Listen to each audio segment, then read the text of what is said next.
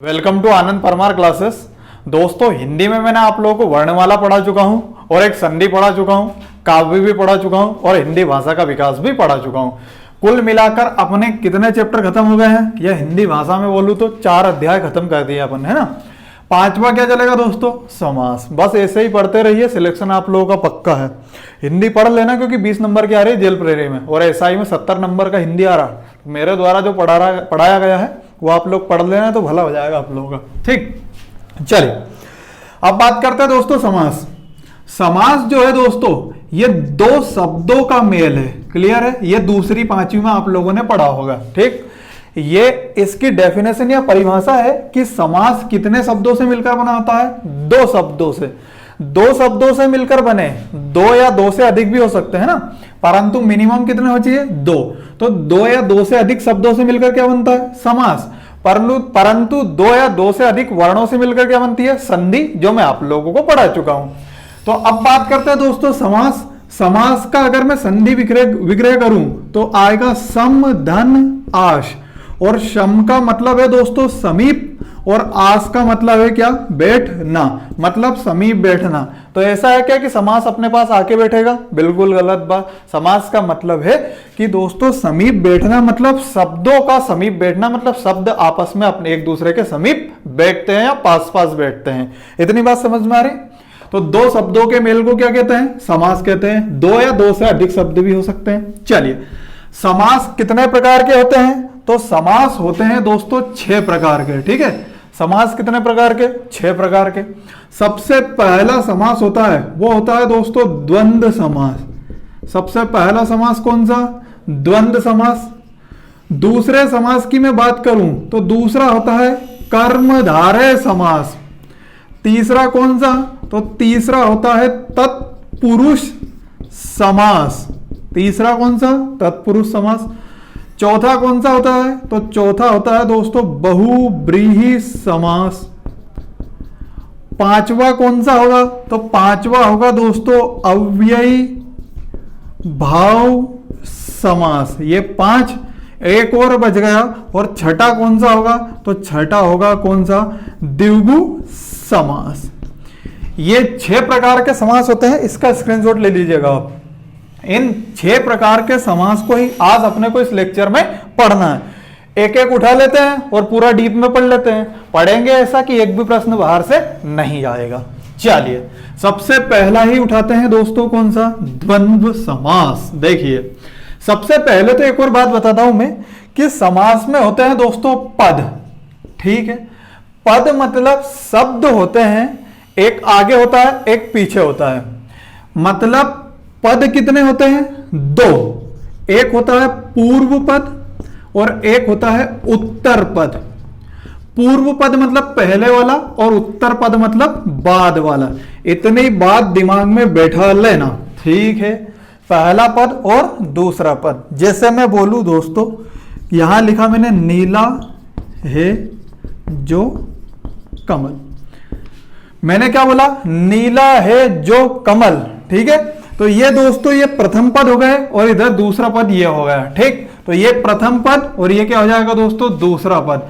तो प्रथम पद को पूर्व पद बोलते हैं और उत्तर पद को बाद वाला पद बोलते हैं। या प्रथम पद को पूर्व पद तो बोलते हैं, परंतु पहले वाला पद रहता है और उत्तर पद जो क्या रहता है? बाद वाला पद रहता है। चलिए, अब इस पदों के हिसाब से दोस्तों या स्टेप के हिसाब से समास कितने तरीके के होते हैं देखिए। इसमें दोस्तों एक होता है प्रथम पद प्रधान। ठीक है, माफ कीजिएगा, प्रथम पद प्रधान। जहां पे प्रथम पद प्रधान रहेगा वहां पे रहेगा अव्ययी भाव समास। बिल्कुल मैं आप लोगों को डीप में पढ़ा रहा हूं, ऐसा इतना डीप में आप लोगों को कोई पढ़ाएगा भी नहीं, है ना। और इतना बेसिक से कोई नहीं पढ़ाएगा, डायरेक्ट बता रहे हैं कि समास कौन सा है, इसमें अव्ययी भाव समास कैसा रहता है। तो याद रखना कि प्रथम पद प्रधान मतलब अव्ययी भाव समास। अगर द्वितीय पद प्रधान है, द्वितीय पद प्रधान है, तो वो रहता है दोस्तों तत्पुरुष समास। ठीक है, द्वितीय पद प्रधान है तो कौन सा? तत्पुरुष समास। अगर दोनों पद प्रधान है, दोनों पद प्रधान है, तो वो रहता है द्वंद्व समास। दोनों पद प्रधान मतलब द्वंद्व समास। और अगर कोई पद प्रधान ना होकर, कोई पद प्रधान नहीं है, मतलब बोले तो पहला और दूसरे पद को छोड़कर एक अन्य तीसरा पद निकल के आ जाए, तो वो समास कौन सा रहेगा? वो रहता है दोस्तों बहुब्रीहि समास। मतलब पदों के हिसाब से मैंने आप लोगों को बताया पूर्व पद, पूर्व पद ना मतलब पहला पद समझ लेना है ना। अगर मैं बोलूं उत्तर पद या द्वितीय पद तो यह रहता है उत्तर पद, ठीक। तो प्रथम पद प्रधान रहेगा तो क्या? अव्ययीभाव समास। द्वितीय पद प्रधान रहेगा तो तत्पुरुष समास। दोनों पद प्रधान रहेंगे तो द्वंद्व समास। और अगर कोई पद प्रधान ना होकर तीसरा पद अगर प्रधान हो जाए तो वो बहुब्रीहि समास। चलिए, ये तो मैंने आप लोगों को बता दिया कि पदों के हिसाब से जो है समास कौन सा प्रधान रहता है या कौन सा समास आता है। अब सबसे पहला ही हेडिंग डालते हैं अपन, कौन सा समास? द्वंद्व समास। द्वंद्व का मतलब ही देखिए जैसे द्वंद्व, ठीक। ये इसको तोड़ते हैं तो ऐसा बनता है। द्वंद्व मतलब दोस्तों दोनों पद प्रधान रहते हैं, मैंने अभी आप लोगों को बताया। तो जहां पर दोनों पद प्रधान हो वहां पे कौन सा समास? वहां पे रहता है द्वंद्व समास, ठीक है। तो मैंने यहां पे लिखा दोनों पद प्रधान। द्वंद्व समास कितने तरीके के रहते हैं? तो देखिए द्वंद्व समास जो है ये 3 तरीके में बांटे गया है। द्वंद्व समास के 3 प्रकार हैं। कौन कौन से हैं? देखिए इसको देखते हैं। पहला जो है वो है इतरेतर समास या इतरेतर द्वंद्व समास, ठीक है। दूसरा कौन सा है? तो दूसरा है समाहार द्वंद्व समास। और तीसरा कौन सा है? तो तीसरा है दोस्तों वैकल्पिक द्वंद्व समाहार। अभी तक आप लोगों ने जो पढ़ा होगा वो द्वंद्व समास डायरेक्ट पढ़ा होगा, द्वंद्व समास के प्रकार आप लोगों ने नहीं पढ़े होंगे ना। परंतु अब जो है दोस्तों अपन बच्चे नहीं है, अपन कंपटीशन की तैयारी कर रहे हैं। तो द्वंद्व समास कितने तरीके के रहते हैं? 3। एक इतरेतर द्वंद्व समास, एक समाहार द्वंद्व समास और एक वैकल्पिक द्वंद्व समास। कौन सा समास कैसा रहता है, क्या उसकी खासियत है, पहचानने के क्या कंसेप्ट है, उनकी बात करते हैं। सबसे पहले उठाते हैं कौन सा?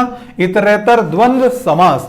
देखिए इतरेतर को अगर मैं तोड़ू तो इतर धन इतर, मतलब इसमें भी दोनों पद प्रधान रहेंगे, ठीक है। दोनों पद प्रधान कैसे रहेंगे? मतलब पहले और दूसरे पद दोनों की प्रधानता बराबर रहेगी, इसलिए तो इतर इतर बोलते हैं। क्लियर है इतनी बात? दोनों तरफ क्या है? इतर और इतर, मतलब पूर्व पद और उत्तर पद दोनों प्रधान है। चलिए तो दोस्तों इसको मैं थोड़ा मिटा रहा हूं, इसको अपन अच्छे से लिखेंगे। सबसे पहले याद रखिएगा द्वंद्व समास स्टार्ट किया अपन ने। द्वंद्व समास मतलब जहां पे दोनों पद प्रधान हो। द्वंद्व समास के कितने प्रकार है? 3। एक इतरेतर, एक समाहार और एक वैकल्पिक। इतरेतर मतलब इतर प्लस इतर, जहां पे दोनों पद की प्रधानता समान हो वो होता है इतरेतर द्वंद्व समास, ठीक है। सबसे पहला हेडिंग ही डालता हूं दोस्तों में इतरेतर द्वंद्व समास। देखिए इसको समझ लेते हैं। इतरेतर द्वंद्व समास, यहां पे दोस्तों वाचक शब्द जो आता है उस वाचक शब्द को बोलते हैं दोस्तों और। वाचक शब्द क्या होता है? समास को जब तोड़ते हैं तो बीच में एक शब्द लाना जरूरी है, उसी को बोलते हैं वाचक शब्द। मतलब 2 शब्दों को तोड़ोगे, अगर आपने 2 शब्द तोड़े तो उन्हें जोड़ने के लिए एक शब्द चाहिए और वही शब्द को क्या बोलते हैं? वाचक शब्द। अभी समझ में नहीं आया? अब समझ में आएगा। देख इतरेतर द्वंद्व समास में दोस्तों लिंग पर आधारित क्वेश्चन आते हैं, मतलब लिंग पर आधारित जो क्वेश्चन रहते हैं वो सारे के सारे कौन से समास में रहते हैं? वो इतरेतर द्वंद्व समास में रहते हैं। जैसे मैं बोलूं दोस्तों माता पिता, ठीक है, इनके बीच में डेश रहता है तो कुछ नहीं करना है, माता लिख देना है और इस डेश की जगह पे और यहां पे क्या आ जाएगा दोस्तों? पिता। इतनी बात समझ में आ रही? इतरेतर, यही वाचक शब्द और मैं ये बोल रहा था, ठीक। तो इतरेतर द्वंद्व समास में दोस्तों लिंग पर आधारित प्रश्न आते हैं। माता पिता मतलब माता और पिता, मतलब दोनों की प्रधानता है। अब आप लोगों को लगेगा कि सर एक इसमें स्त्रीलिंग भी है और एक पुल्लिंग भी है, तो लिंग कैसे डिसाइड करेंगे? तो देखिए दोस्तों बात करते हैं। जो दूसरा वाला रहेगा ना, दूसरे पद के हिसाब से हमेशा लिंग जो है निर्धारित होता है। पिता मतलब पुल्लिंग। अगर बात करते हैं दोस्तों वहां पे लड़की होती तो स्त्रीलिंग आता, ठीक है। तो दूसरे पद को देखना है, वहां पर लिंग आधारित करना है ना, दूसरे पद के हिसाब से आपको लिंग आधारित करना। ये ज्यादा डीप में हो जाएगा, इतना डीप में जाना भी नहीं है अपने को। चलिए यहां मैं लिखूं दोस्तों, देखें भाई बहन, तो इसका बनेगा भाई और बहन, ठीक है। इसमें वाचक शब्द क्या जाएगा, और दोनों पद की प्रधानता बराबर है, मतलब इतरेतर द्वंद्व समास, वाचक शब्द और आ गया। इसमें लिंग कौन सा है, सेकंड नंबर पर कौन है, बहन, तो यहां पे लिंग कौन सा है दोस्तों, स्त्रीलिंग, यहां पे कौन सा है, पुल्लिंग। क्लियर है इतनी बात, ठीक। ये तो इतरेतर द्वंद्व समास हुआ। इसको अगर आप लोग स्क्रीनशॉट लेना चाहो तो इसका स्क्रीनशॉट ले लेना है ना, क्योंकि दोस्तों ये जो है ये बहुत अच्छे से पढ़ाया है मैंने, आप लोग क्वेश्चन आते भी हैं, और ये आप लोग किसी किताब में नहीं मिलेगा, है ना, वो डायरेक्ट द्वंद्व समास बता देता है, उसके 3 प्रकार नहीं बताता है। चलिए इतरेतर द्वंद्व समास के बाद एक और समास देखते हैं, देखिए वो कौन सा होगा। देखिए इतरेतर द्वंद्व समास के बाद दूसरा है दोस्तों समाहार द्वंद्व समास, ठीक है, समाहार द्वंद्व समास, ठीक। समाहार द्वंद्व समास में दोस्तों कुछ प्रकार आते हैं, और वो प्रकार कौन कौन से हैं देखिए उनकी बात करते हैं। समाहार द्वंद्व समास में दोस्तों पहले जो उदाहरण आता है वो आता है संख्यावाचक। अब आप लोगों को लगेगा कि सर हमने तो पहली दूसरी में ये पढ़ा था कि जहां पर संख्या आ जाए वो द्विगु समास है, तो जहां पर संख्या आ जाए वो द्विगु समास बिल्कुल रहता है, पर हर जगह पे नहीं रहता है, ठीक है। संख्यावाचक मतलब दोस्तों जहां पर खुली संख्या आ जाए, ठीक है, कौन सी संख्या आ जाए, खुली संख्या आ जाए, तो वो कौन सा समास रहता है दोस्तों, समाहार द्वंद्व समास। जैसे मैं लिखूं दोस्तों 25, ठीक है, तो यहां पे 25 क्या है दोस्तों, तो बात करते हैं दोस्तों, यहां पे लिखूं मैं 20 और 5 का समाहार, ठीक है, समाहार ही पढ़ रहे हैं तो यहां समाहार, तो 20 और 5 कितने होते हैं, 25, ठीक है, तो 20 और 5 का समाहार, ठीक। आगे बात करते हैं, जैसे मैं लिखूं दोस्तों यहां पे 53, ठीक है, तो यहां पे मैंने लिखा दोस्तों 3 और 50 का समाहार, ठीक है, 3 और 50 का समाहार, माफ कीजिए यहां पे 5 आएगा, 5 और 50 का समाहार, ठीक। तो 25 क्या आता है, 5 और 50 का समाहार। 53 क्या आता है, 30 और 5 का समाहार। मतलब दोस्तों 25 में देखिए 20 तो ये आ गए, अरे 20 यहां पे, ठीक है, तो 20 तो ये और 5 ये, 20 और 5 कितने हो गए, 25। यहां पे देखिए 50 और 3 कितने हो गए, 53। क्लियर है इतनी बात, ठीक। तो खुली संख्या आ रही है ना, अगर खुली संख्या मतलब जैसे 1 2 3 4 5 15 20 50 60 70 80 जो ऐसे क्वेश्चन आते हैं ना दोस्तों, तो खुली संख्या आती है, तो वहां पे कौन सा आता है, समाहार द्वंद्व समास। वहां पे द्विगु समास कभी भी नहीं होगा, ठीक है। चलिए आगे बात करते हैं दोस्तों, समाहार द्वंद्व समास में पहला उसका टाइप क्या है कि खुली संख्या आएगी, मतलब खुली संख्या आ गई तो दोस्तों क्या रहेगा, समाहार द्वंद्व समास। एक बात ध्यान रखना, 19 29 39 49 59 69 और उसके बाद 79, ठीक है, 1 2 3 4 5 6 7, ये 7 ऐसी संख्या है दोस्तों जिनमें, ये 7 ऐसी संख्या है जिनमें समाहार द्वंद्व समास नहीं होगा। उसमें कौन सा समास होगा दोस्तों, इन 7 को बिल्कुल रट लेना, इनमें समास होगा दोस्तों कौन सा, अव्ययी भाव समास। थोड़ा डीप में है, अच्छे से समझना है आप लोगों को, है ना। अगर ये समझ लिए तो दोस्तों फतेह हासिल कर लिए, क्योंकि इतना डीप में अगर आप लोगों ने पढ़ लिया तो फिर तो एक भी क्वेश्चन आप लोगों का गलत नहीं होना है, ठीक है। तो ये 7 ऐसी संख्या, इनको रट देना, बिल्कुल कुछ नहीं करना है, 9 9 तो सब में है, 1 2 3 4 5 6 7 तक स्टार्ट करना है, ठीक है। तो ये 7 ऐसी संख्या है दोस्तों, 7 ऐसी संख्या है जिनमें समास कौन सा होगा, अव्ययी भाव समास। इसके पहले कोई सी भी खुले संख्या आ जाए तो उनमें सब में कौन सा समास होगा, समाहार द्वंद्व समास। तो ये ऐसी 7 जो संख्या है ये वाली, इनमें रहेगा अव्ययी भाव समास। बिल्कुल घबराना नहीं है, ये जो वीडियो जब खत्म होगा ना पूरा समझ में आ जाएगा। अभी आप लोगों को डाउट लग रहा होगा कि सर संख्या आ रही है तो यहाँ पे तो द्विगु समास होगा, हमें तो बचपन में ये पढ़ाया था, है ना। तो आप बड़े हो गए हो, आप लोग बचपन में थोड़ी हो। तो याद रखना कि अगर ऐसे क्वेश्चन आए खुली संख्या है तो वहां पे कौन सा समास होगा, द्वंद्व समास, और द्वंद्व में भी कौन सा, समाहार द्वंद्व समास होगा। क्लियर है इतनी बात, अरे बात समझ में आ रही है आप लोगों को, ठीक। चलिए आगे की बात करते हैं दोस्तों, संख्यावाचक मतलब खुली संख्या आ गई तो कौन सा समास है? द्वंद्व समास। इसके आगे की बात करते हैं। देखिए दूसरी अगर मैं बात करूं दोस्तों, तो मैंने आप लोगों को बताया कि खुली संख्या है, तो खुली संख्या में कौन सा? समाहार द्वंद्व समास। एक और बात करते हैं दोस्तों, दूसरा एक आता है दोस्तों सार्थक और निरर्थक शब्द। अब ये सार्थक और निरर्थक शब्द का क्या झमेला है, इसको देख लेते हैं। देखिए सार्थक का अगर संधि विच्छेद करूं तो शा धन अर्थक, और निरर्थक का करूं तो नि धन अर्थक। अब कुछ स्टूडेंट वापस सर पकड़ेंगे कि आपने संधि विच्छेद कैसे कर लिया। तो दोस्तों आपको इस संधि विच्छेद को समझने के लिए इसके पहले के वीडियो देखने पड़ेंगे, है ना।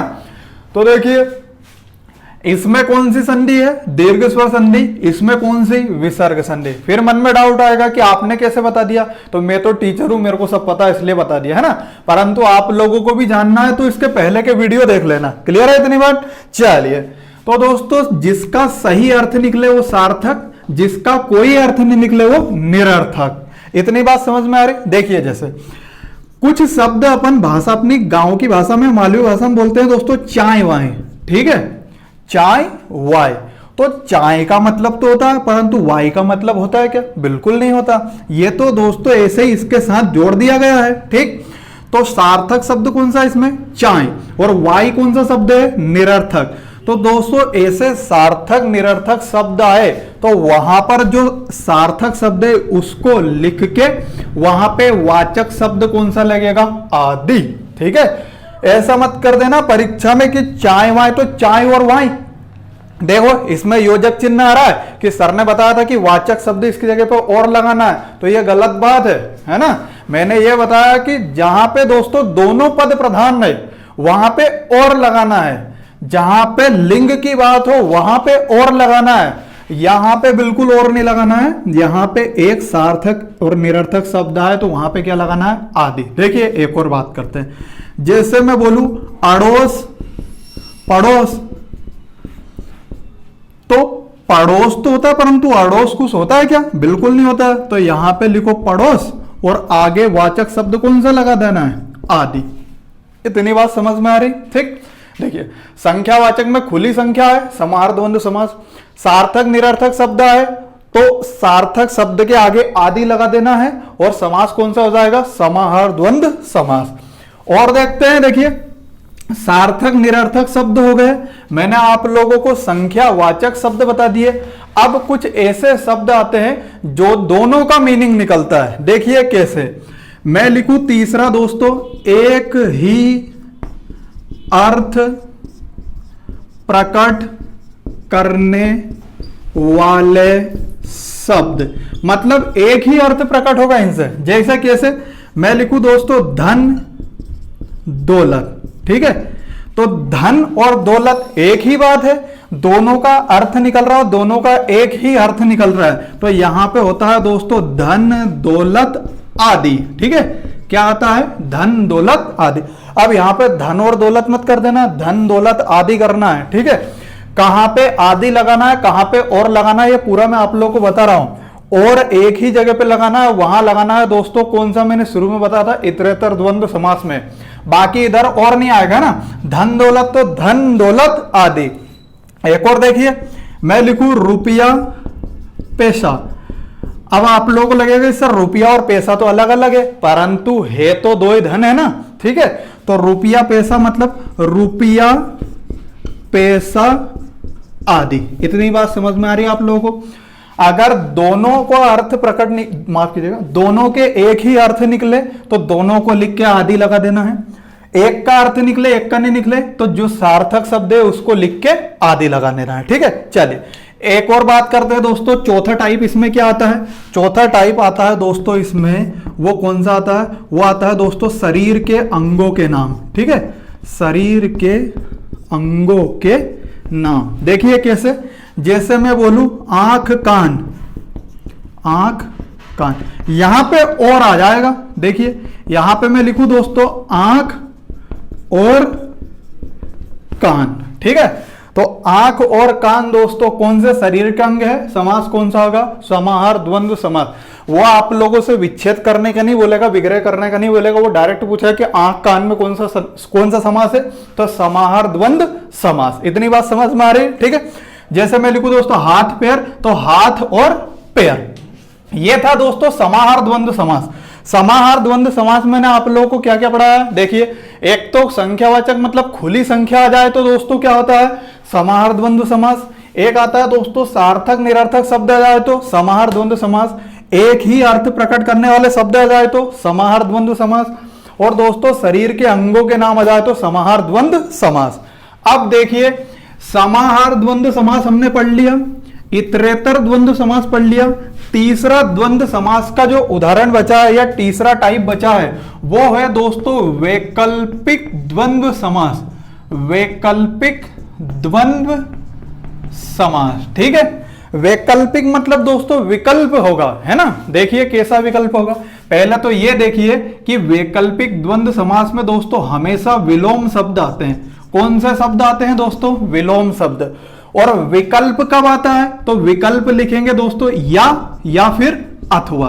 अब देखिए, आप लोगों ने जो 10वीं 12वीं के पेपर दिए होंगे, ठीक, उनमें दोस्तों एक प्रश्न आता है और उसके नीचे अथवा लिखा रहता है या लिखा रहता है, मतलब दोनों में से एक सोल्व करना है। वहां पे विकल्प रहता है आप लोगों के पास कि दोनों में से एक सोल्व करना है। ऐसा ही अगर विकल्प यहां पे रहेगा तो या फिर क्या आएगा दोस्तों? अथवा। ये या और अथवा क्या है? ये वाचक शब्द है। अभी समझ में आएगा, देखिए कैसे। जैसे मैं लिखूं दोस्तों लाभा लाभ, तो इसको तोड़ूंगा तो देखिए ऐसा बनता है लाभ या अलाभ, या फिर इसको लिख सकते हैं लाभ अथवा अलाभ। लाभ का मतलब प्रॉफिट और अलाभ का मतलब होता है दोस्तों हानि। क्लियर है इतनी बात? ठीक। तो लाभालाभ मतलब लाभ या अलाभ मतलब हानि। अब आप लोगों को लगेगा सर हानि कहां है? तो आप लोग बच्चे नहीं हो, खुद समझ सकते हो कि किसी भी शब्द के आगे छोटा आ लगे तो उसका मतलब क्या होता है दोस्तों? ना होता है। इतनी बात समझ में आ रही है आप लोगों को? ठीक है। चलिए दोस्तों एक और बात करते हैं। देखिए एक और क्वेश्चन देखते हैं इसी में। जैसे मैंने लिखा दोस्तों धर्मा धर्म, धर्मा धर्म, तो यहां पे आएगा धर्म या अधर्म। ठीक है, क्या बनेगा? धर्म या अधर्म। तो विलोम शब्द आ जाए दोस्तों तो कौन सा? वैकल्पिक द्वंद्व समास। वहां पे वाचक शब्द क्या लगाना है? या तो या लगाना है या फिर दोस्तों क्या लगाना है? अथवा लगाना है। यह हुआ दोस्तों पूरा का पूरा अपना द्वंद्व समास। द्वंद्व समास को एक बार और रिवाइज करवा दूं, क्योंकि सबसे बड़ा द्वंद्व समास ही है और सबसे ज्यादा कंफ्यूजिंग मामले इसी में आते हैं और सबसे ज्यादा क्वेश्चन दोस्तों इसी से गलत होते हैं। देखिए, परंतु अब कभी जिंदगी में दोस्तों आप लोगों के प्रश्न गलत नहीं होंगे, चाहे दुनिया की कोई सी भी परीक्षा हो। द्वंद्व समास में मैंने आप लोगों को पहले तो यह बताया इतरेतर द्वंद्व समास। इतरेतर द्वंद्व समास में दोस्तों वाचक शब्द क्या आएगा? वह आएगा दोस्तों और। पहली बात तो आप यह ध्यान रखिए कि इतरेतर द्वंद्व समास में दोस्तों लिंग पर आधारित क्वेश्चन आएंगे। लिंग कैसे डिसाइड करेंगे? दूसरे शब्द से पता लगता है लिंग। दूसरा कौन सा आता है दोस्तों? समाहार द्वंद्व समास। समाहार द्वंद्व समास में क्या क्या आता है? तो पहली चीज आती है दोस्तों, वह आती है खुली संख्या। ठीक है, कौन सी? खुली संख्या।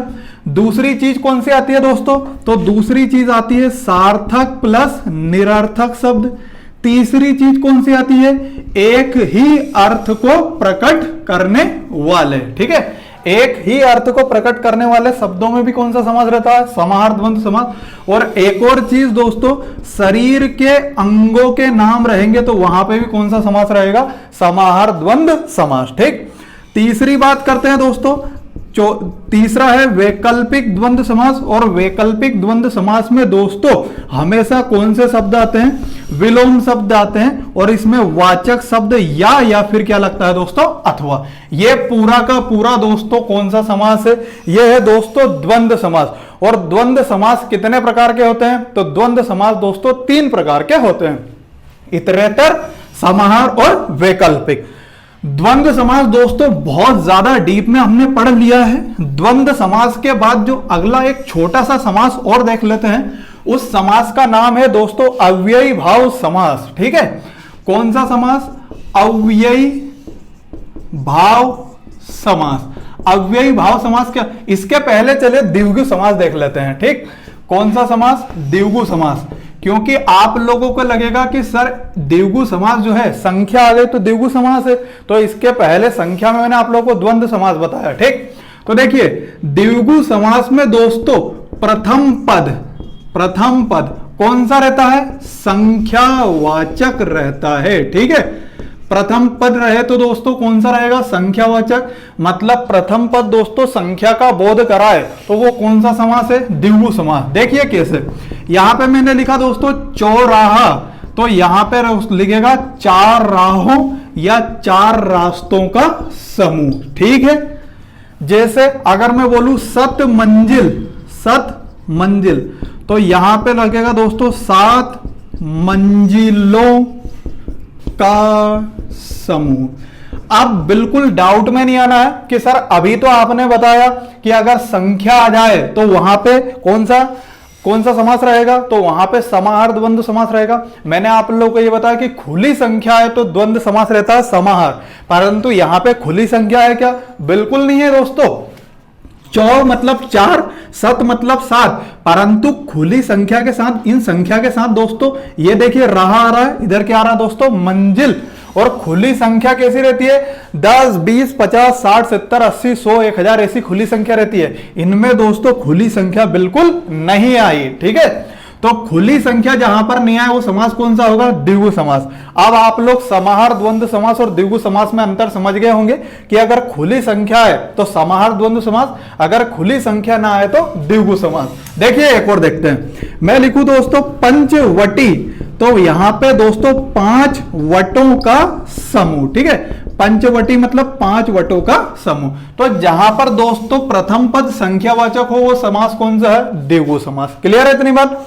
ये हो गए दोस्तों 2 समास अपने, एक द्वंद्व समास और एक कौन सा है दोस्तों? द्विगु समास। एक और समास देख लेती है दोस्तों, आज एक और देख लेते हैं। देखिए कौन सा? उसकी बात करते हैं दोस्तों अव्ययी भाव समास। ठीक है, कौन सा समास? अव्ययी भाव समास। मतलब दोस्तों कैसा कि जहां पे प्रथम पद, ठीक है, कौन सा रहे? अव्यय रहे। अव्यय क्या रहता है? इसको मैं दोस्तों आप लोगों को संज्ञा, सर्वनाम, विशेषण, क्रिया और क्रिया विशेषण पढ़ाऊंगा ना, जब बताऊंगा अव्यय क्या होता है। अभी बस ये ध्यान रख लीजिएगा कि अव्यय दोस्तों शब्दों के आगे लग जाते हैं और उनका कोई भी मीनिंग नहीं निकलता है। ठीक है, जैसे दोस्तों मैं लिखूं यथा स्थान। ठीक, तो ये यथा दोस्तों ये क्या है? अव्यय है। इस यथा का कोई मतलब नहीं है। ठीक है, परंतु आगे आ जाता है तो कौन सा? कि दोस्तों अव्यय आता है। अब अव्यय आप लोगों ने पढ़ा होगा पहले कि शब्दों के आगे जो लगते हैं दोस्तों तो उपसर्ग रहते हैं। तो मैं आप लोगों को उपसर्ग जब पढ़ाऊंगा तो उपसर्ग और अव्यय में दोनों में पहचान करना आप लोगों को सिखा दूंगा। ठीक है, तो यथा स्थान मतलब दोस्तों स्थान के अनुसार। जैसे मैं लिखूं दोस्तों प्रतिदिन। ठीक है, तो प्रतिदिन दोस्तों आता है दोस्तों प्रत्येक दिन। क्लियर है इतनी बात? प्रतिदिन मतलब दोस्तों प्रत्येक दिन। एक और देख लेते हैं दोस्तों, जैसे मैं लिखूं यथा समय, यहां लिखा मैंने यथा समय, यहां मैं लिखूं दोस्तों समय के अनुसार। ठीक है, तो ऐसे अव्यय आ जाए तो वहां पे कौन सा समास रहेगा दोस्तों? अव्ययी भाव समास। आज कितने समास पढ़ा है? 3। एक द्वंद्व समास, एक कौन सा पढ़ा है? द्विगु समास और एक अव्ययी भाव समास। अभी आप लोगों को लगे कि सर 6 समास होते हैं, 3 कहां गए? तो 3 में इसके अगले लेक्चर में आप लोगों को पढ़ाऊंगा, है ना। इतना ही पढ़ लेना तो आप लोगों का भला हो जाएगा, पर इतना पढ़ लेना इससे बाहर क्वेश्चन कभी ना जा गया है और ना ही कभी जाएगा। ठीक है, परंतु मेरा आप लोगों से गारंटी कि इतना पढ़ लेना बस, है ना। चलिए, उसके बाद दोस्तों वीडियो अच्छा लगे तो लाइक सब्सक्राइब करें और दोस्तों के साथ शेयर करना ना भूलें। जो 3 वीडियो, माफ कीजिएगा, जो 3 समास बचे हैं अगले, वो अगले वीडियो में आप लोगों को कवर करवा दिए जाएंगे। घबराना बिल्कुल नहीं है, डरना बिल्कुल नहीं है। Thank you.